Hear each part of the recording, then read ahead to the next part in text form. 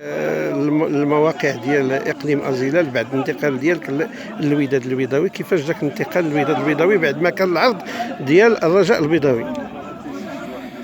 بالنسبه للعرض ديال الرجاء البيضاوي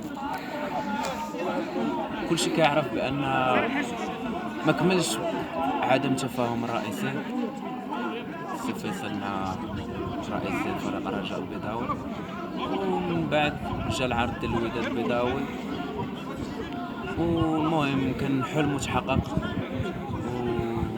واي واحد كيتمنى يلعب في فريق الوداد البيضاوي، فريق كبير والحمد لله. وكنشكر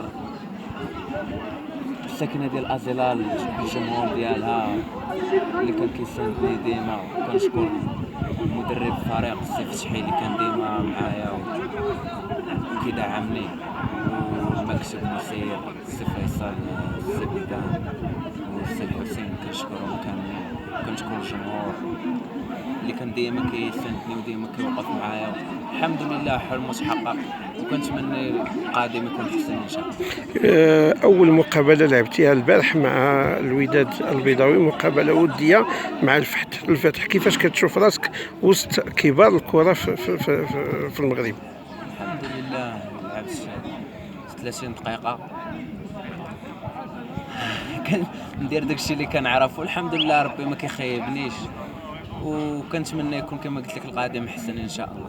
واحد الكلمه للزملاء ديالك في الاتحاد ديال ازيلال، اللعابه اللي كنشكر اللاعبين، نسيت فكرتيني، كنشكر جميع اللاعبين اللي كانوا هما من الاوائل، اللي كانوا ديما معايا وكيوقفوا معايا وديما كيساندوني، كنشكرهم بزاف بزاف، ولو كون ما كانوش هما ما غنوصلش لهذا الشيء اللي وصلت ليه دابا، والحمد لله، وكنشكرهم كاملين. اذا العشق ديالك لاتحاد ازيلال هو اللي جابك اليوم باش تحضر المقابله ديالو ضد امال سوق السبت. كيفاش كتشوف المستقبل ديال اتحاد ازيلال؟ الحمد لله فريق اتحاد ازيلال في ايادي امنه، لا طاقم تقني، مدرب مساعد، المكتب مسير، كلشي باغي يخدم، والحمد لله. كنتمنى يكونوا من السبعه الاوائل هذا العام ويطلعوا البول الاخر ان شاء الله.